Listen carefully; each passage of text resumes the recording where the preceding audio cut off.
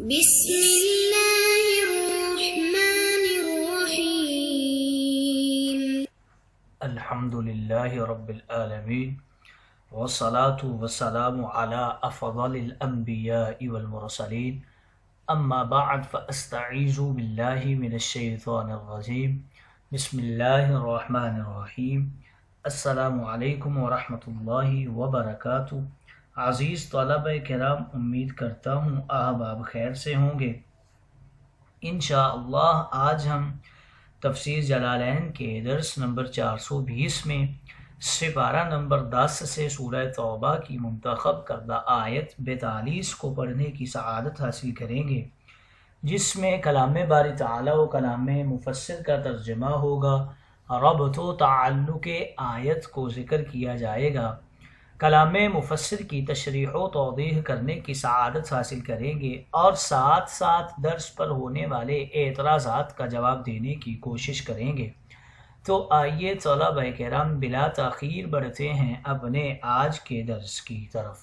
بسم اللہ الرحمن الرحیم۔ رب تعالی نے ارشاد فرمایا، لو کان عرضا قریبا وسفرا قاصدا لاتبعوک وَلَكِنْ بَعُودَتْ عَلَيْهِمُ الشُّقَّةُ۔ آئیے طلبہ کرام سب سے پہلے اس آیت مقدسہ کا ماقبل آیات کے ساتھ ربط اور تعلق جان لیتے ہیں۔ علماء و مفسرین کرام فرماتے ہیں کہ پچھلی آیات میں ان کمزور مسلمانوں کا ذکر ہوا جو غزوہ تبوک کچھ دنیاوی وجہوں کی وجہ سے گراں سمجھتے تھے۔ اب ان منافقین کا ذکر ہے جو ضعف ایمانی کی وجہ سے اس غزوہ سے بچنے کے لیے ہیلے بہانے کر کے رک گئے تھے۔ گویا کمزور خیال والوں کے بعد کمزور ایمان والوں کا ذکر ہے، جن کا ایمان صرف زبان پر تھا، دل میں نہیں تھا۔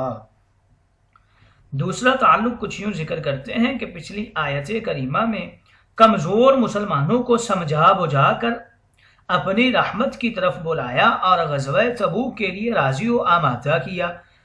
اب بے ایمان منافقوں کو اپنی بارگاہ سے باہر نکالا جا رہا ہے، گویا غافل محبوبوں کو اپنی طرف بلانے کے بعد عاقل مردودوں کو دور کیا جا رہا ہے۔ تیسرا تعلق کچھ یوں ذکر کرتے ہیں کہ پچھلی آیات میں مخلصین مومنین کے جہاد کا فائدہ ارشاد ہوا، دین و دنیا کے فائدے بتائے گئے۔ اب منافقین کے جہادوں کا انجام بیان ہو رہا ہے کہ انہیں اس سے کچھ نہیں ملتا، کیونکہ وہ محض مال کمانے کے لیے جہاد میں شرکت کرتے ہیں۔ چوتھا تعلق کچھ یوں ذکر کرتے ہیں کہ پچھلی آیت میں جہاد فی سبیل اللہ کی رغبت دی گئی، اب جہاد فی سبیل نفس سے مسلمانوں کو نفرت دلائی جا رہی ہے کہ ایسے جہاد صرف منافقین کرتے ہیں، مخلصین نہیں کیا کرتے۔ آئیے طلبہ کرام ربط و تعلق آیات کے بعد شان نزول بھی جان لیتے ہیں۔ جب مدینہ منورہ میں غزوہ تبوک کا اعلان ہوا تو لوگ 3 گروہوں میں بٹ گئے۔ ایک وہ جو فوراً بغیر پس و پیش تیار ہو گئے، وہ تو اول درجہ کے مطیعین تھے جیسے عام مہاجرین اور انصار۔ دوسرے وہ جو ضعفائے مومنین جن میں بتقاضۂ بشری اس وقت اتنا دراز سفر، کچھ باری معاملات، مگر انہوں نے منہ سے کچھ بھی نہیں کہا۔ تیسرے وہ جنہیں اتنا دراز سفر اور رومیوں سے مقابلہ سخت ناگوار گزرا اور اس جہاد سے بچنے کے لیے ہیلے بہانے سوچنے اور باتیں بنانے لگے، یہ منافقین تھے۔ یہ آیت کریمہ ان منافقین کے متعلق نازل ہوئی تھی۔ آئیے طلبہ کرام ربط و تعلق آیات اور شان نزول کے بعد بڑھتے ہیں آج کے درس کے ترجمہ کی طرف۔ بسم اللہ الرحمن الرحیم۔ رب تعالی نے ارشاد فرمایا، لو کان عرضا قریبا وسفرا قاصدا لاتبعوک۔ یہ آیت مقدسہ ان منافقین کے بارے میں نازل ہوئی ہے جو شریک غزوہ نہیں ہوئے۔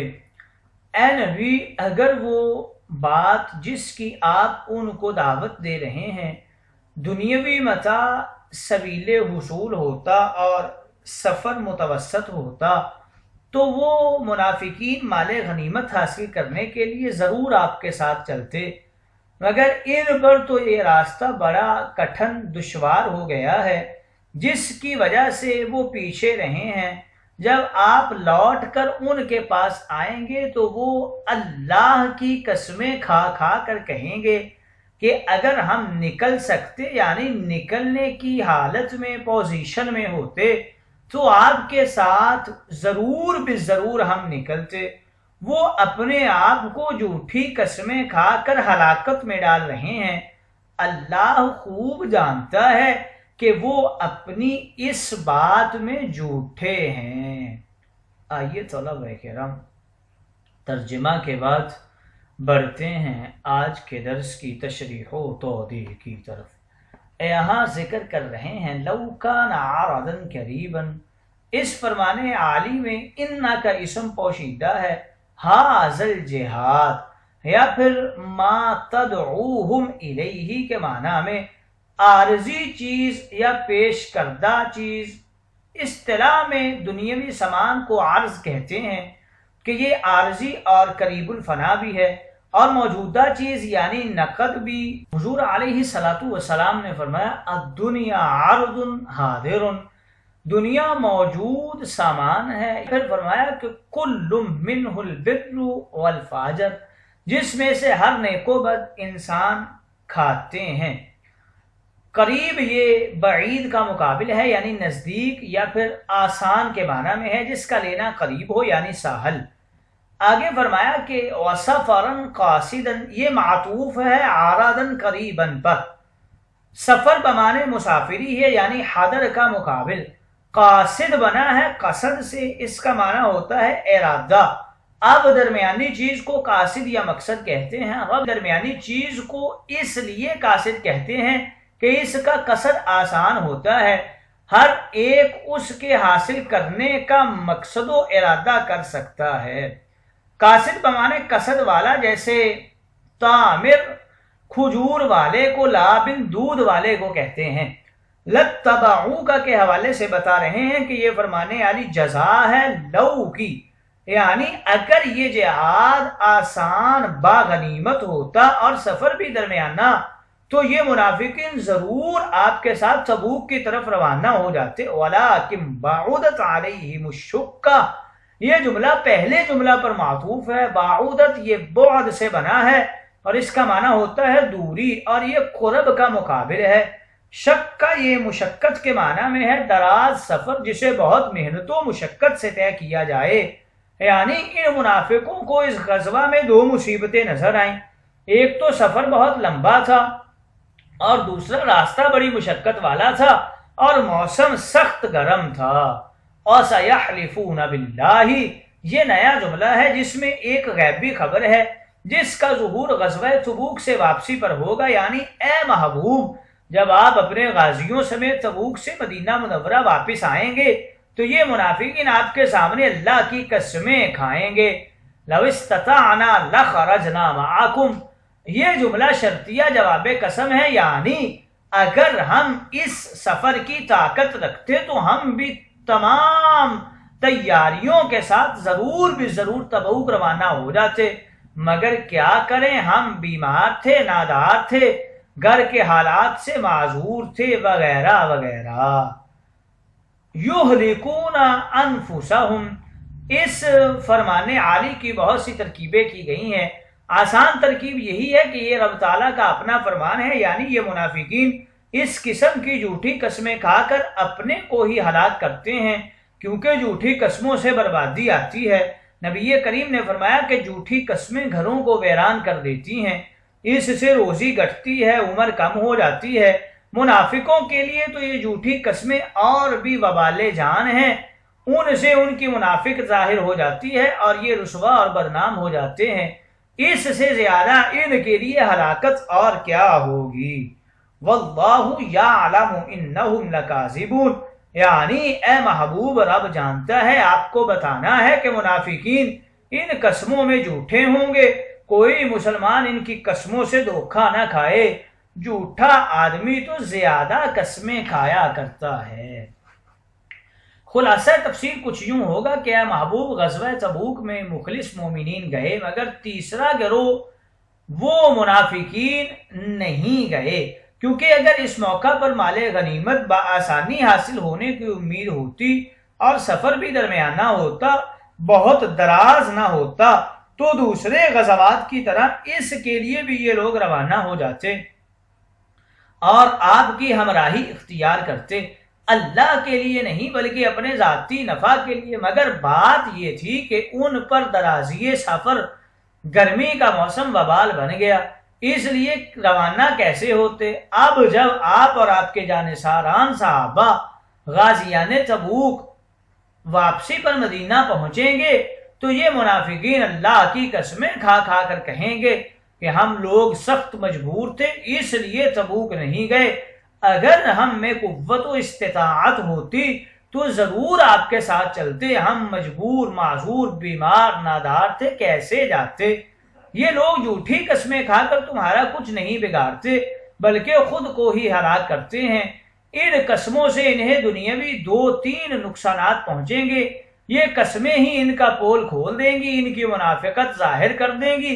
اے مسلمانوں، ان کی قسموں سے دھوکہ نہ کھانا، اللہ جانتا ہے اور تمہیں بتا رہا ہے کہ یہ سب جھوٹے ہیں، ان کے نہ جانے کی وجہ وہی ہے جو ہم نے پہلے بیان کر دی ہے۔ آئیے طلبہ کرام تشریح و توضیح کے بعد بڑھتے ہیں آج کے درس پر ہونے والے اعتراضات کی طرف۔ پہلا اعتراض یہ ہوتا ہے کہ اس آیہ کریمہ میں حلف یعنی قسم کو لو شرطیہ دونوں کو جمع کر دیا، یعنی حلف کو بھی جمع کر دیا اور لو شرطیہ کو بھی۔ قسم اپنا جواب چاہتی ہے، لو شرطیہ اپنا جزا چاہتا ہے۔ یہ دونوں چیزیں اس آیت میں کہاں ہیں؟ اس کا جواب یہ دیتے ہیں کہ لَخَرَجْنَا مَعَكُمْ جزا ہے لو کی، اور یہ پورا جملہ شرطیہ جواب ہے قسم کا۔ اس کی اور بھی بہت سی صورتیں ہیں لیکن اس صورت میں کوئی لفظ پوشیدہ ماننے کی ضرورت نہیں ہوگی اور نحوی قاعدے کے عین مطابق یہ عبارت بن جائے گی۔ دوسرا اعتراض آج کے درس کے اوپر یہ ہوتا ہے کہ رب تعالیٰ نے فرمایا لَتَّبَعُوكَ، اگر سفر درمیانہ ہوتا تو وہ آپ کی اتباع کرتے، اور خود ان کا قول نقل کیا لَخَرَجْنَا مَعَكُمْ، ہم تمہارے ساتھ نکلتے۔ ان دونوں یعنی اتباع اور اخرجنا معاکم میں کیا فرق ہے؟ اس کا جواب یہ دیتے ہیں کہ فرق تو کوئی نہیں، اتباع سے مراد صرف جسمانی اتباع ہے، یعنی ساتھ جانا۔ اس اتباع سے کچھ نصیب نہیں ہوتا، دل و جان کی اتباع ہمیشہ مفید ہوا کرتی ہے۔